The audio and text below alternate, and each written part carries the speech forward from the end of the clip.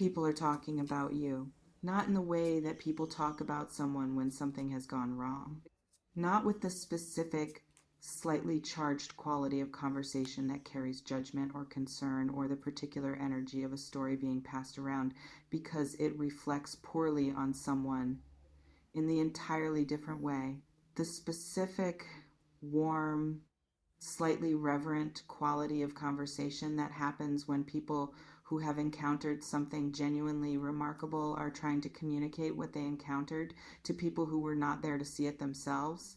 You are being talked about because of what you are, because of what people have witnessed you do or be or bring to situations, because of what they have taken from knowing you or observing you or simply being in the same room with you when you were fully yourself, because what they experienced in your presence produced something in them that they cannot seem to stop wanting to share. The word is spreading, and the word is extraordinary. I want to begin by telling you what the rumor actually is, because rumor is the word the title uses, and I want to reframe it immediately before it creates the wrong image. This is not a rumor in the gossip sense. Gossip circulates in a specific direction. It moves from person to person through the particular, slightly furtive energy of something that is interesting because it is private, that has its currency, precisely because it is information that the subject of it does not know is circulating, that feeds on a particular quality of exclusion. What is circulating about you is the opposite of that.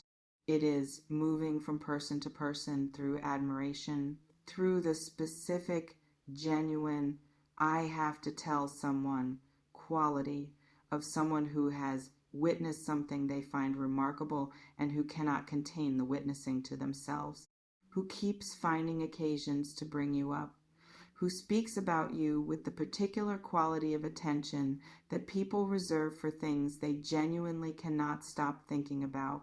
Not gossip, testimony. People are testifying about you to each other. People are testifying about you to each other. I want to describe what that looks like in practice, because testimony is an unusual word for this context, and I want to give it its concrete meaning rather than leaving it as a striking but vague image. It looks like someone being in a conversation and your name arriving without being summoned. A discussion about something else entirely, and then a thread that connects to something this person experienced with you, and the connection producing a moment of wanting to share what the experience was, of needing to give the other person in the conversation some sense of what you are, because understanding what you are is relevant to understanding something else they are trying to communicate. It looks like the specific quality of hesitation before someone tries to describe you, the moment of someone searching for the right words and not quite finding them, of approaching the description from one angle and then another, of the inadequacy of the available vocabulary producing a kind of frustration that is itself revealing because it shows how much is being lost in the translation from the direct experience to the description. It looks like genuine, unforced enthusiasm. Not the enthusiasm of someone who is trying to persuade, the enthusiasm of someone who is trying to share, who wants the other person to understand something they find extraordinary, and who keeps reaching for the form that will convey it most accurately. That is what is circulating. Your extraordinary quality being described imperfectly and repeatedly by people who cannot find the exact words, but who cannot stop trying. Let me describe what they are saying. Not in invented words, in the energetic content of what is circulating, in the specific qualities that keep coming up across different conversations in different circles among people who may not know each other but who have arrived at similar descriptions of the same person. You have changed something in people, not through any deliberate effort, not through a campaign or a presentation or a conscious attempt to leave a particular impression, simply through the quality of your presence in interactions that were, from your side, entirely ordinary. Through showing up in the full, genuine, completely yourself way that you show up and producing in the people who encountered that showing up an experience that they did not have language for at the time and that they have been trying to describe in language to other people since the language keeps falling slightly short. Because what they are trying to describe is not a specific thing you did, it is a quality of what you are. And qualities of being are harder to describe than actions are. They require more words and more attempts and more reaching for the right metaphor because they are not located in a single moment, but in the texture of an experience across time. They are reaching, and in the reaching, your name keeps coming up. Um, I want to speak to the specific things being said because general descriptions of admiration are less useful than the particular content of what is circulating. And the particular content has a specificity I can give you. Your strength is being talked about, not strength in the obvious, visible sense of someone who displays their fortitude publicly, strength in the specific, rarer sense of someone whose capacity to hold difficult things without being broken by them has been witnessed in contexts where most people would have been broken, where the thing that happened was genuinely hard and the response to it was genuinely dignified in a way that people who witnessed it understood as something unusual. They witnessed you handle something, and the handling produced in them a response that they did not have words for until they found themselves trying to explain to someone else what they had witnessed. And the words, when they came, were not the ordinary words for competence or resilience. They were the words for something closer to grace. Your grace under pressure is circulating. The second thing being said is your impact, how you have affected specific people in specific ways that those people have felt compelled to name to others, how the thing you said or the way you showed up or the quality of attention you brought to someone in a moment when attention was what they most needed has been present in their lives in a way that they have not been able to stop. Acknowledging how your presence in someone's particular chapter produced something that would not have been produced without you. People owe you something they have not yet found a way to tell you directly. And so they are telling each other, you have been that. I want to add one more specific quality that has been circulating because the strength and the grace and the impact are three of the things. And there is a fourth that I feel clearly and that I think deserves its own naming. Your loyalty, the specific, demonstrated, over time quality of someone who continues to show up for the people they have committed to showing up for, regardless of whether those people are in a position to return the showing up equally. Who maintains the same quality of investment in the people they care about in the difficult periods as in the easy ones, who does not recalibrate their care based on the returns.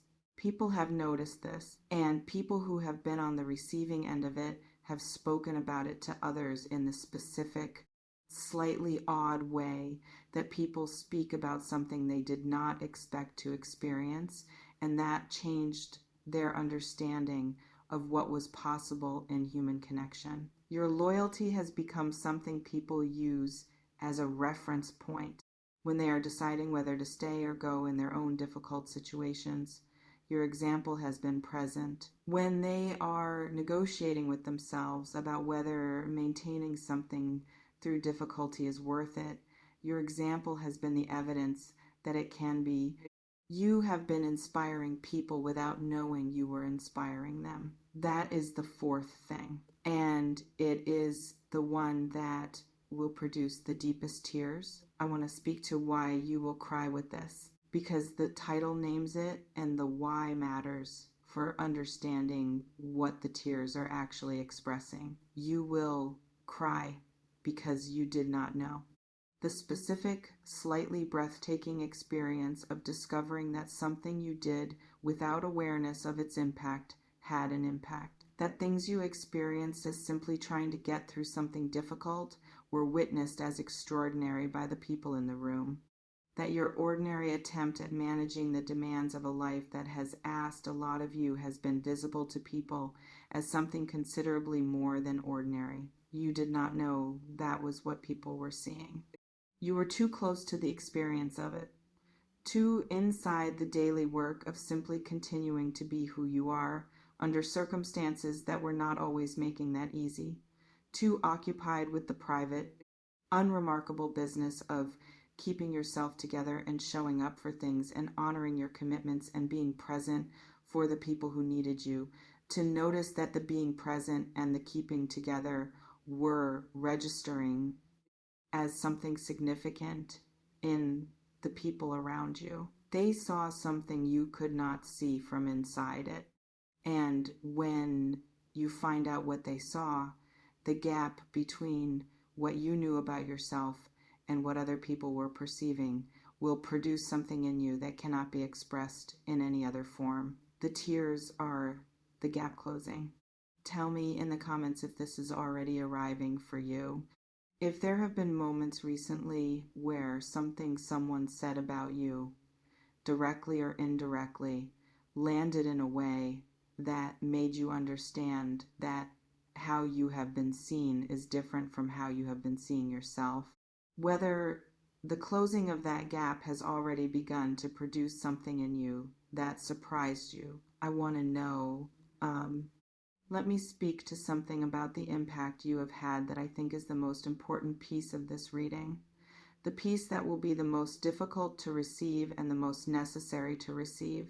You have been a standard, not a standard you set deliberately, not a bar you raised with the intention of showing other people where the bar could be, a standard in the specific, unintentional, entirely organic way that people sometimes become standards simply by being fully what they are in circumstances that show what fully what they are looks like. People have measured things against you, their own capacity for grace under difficulty against what they witnessed in you, their own sense of what is possible in a given situation against what they saw you make possible, their own understanding of what showing up for someone actually looks like against what you demonstrated it looks like, not consciously, not through any deliberate comparison that you could have known was occurring, simply through the presence of your example being available in their awareness when they were in situations that activated the comparison. You have been changing how people understand what is possible without knowing you were doing it, without trying to, simply by being fully what you are in the moments that called for it. That is the strongest form of influence available to a human being. The influence that operates through example rather than through instruction. That does not require the cooperation of the people being influenced. That simply produces its effect through the specific, undeniable reality of someone being something in the presence of others. You have been that. I want to speak to something about how you receive this, because the tears are coming and I want to prepare you for what they actually mean so that when they arrive, you are in contact with them rather than managing them back into something more controlled. The tears are permission. Your own permission to yourself to be as affected as you actually are by learning what has been circulating about you, to let the gap between how you have understood your own impact and how it has actually landed in the world close at whatever speed and with whatever emotional expression is true for you, rather than the managed, appropriate, socially calibrated speed.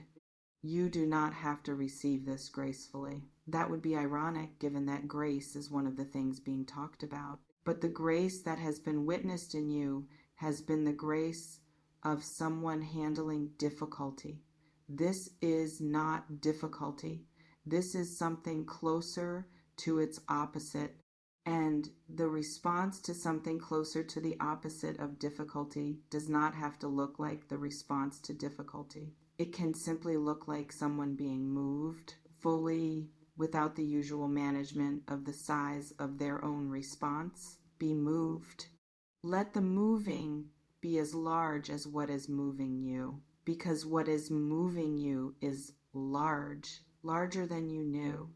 I want to describe what comes in the days after you learn what has been circulating, because the tears are the immediate response, and what follows them is the longer story, a recalibration.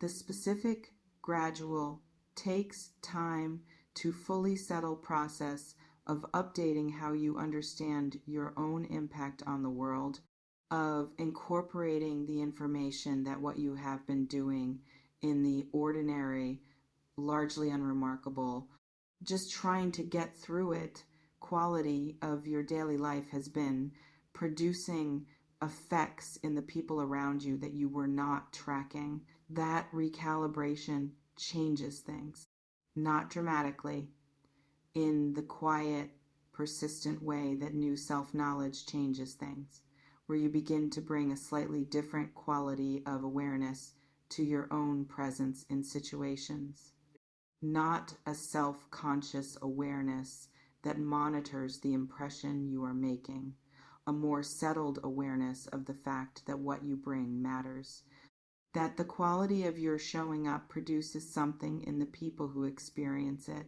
that the full version of yourself, offered without performance or strategy, has a specific and genuine effect in the world. That awareness, once present, tends to produce more of the thing it is the awareness of, because understanding that what you do matters tends to make you more deliberate about doing it. Not differently, more fully, more presently, more completely yourself, which is precisely the thing that produced the rumor in the first place. I want to describe something specific about what that recalibration feels like once it begins to settle, because I think naming the specific quality of the new self-knowledge will help you understand what is actually shifting. It feels like permission to take up space, not more space than you deserve, the space you were already taking up, but perhaps slightly more apologetically than was necessary.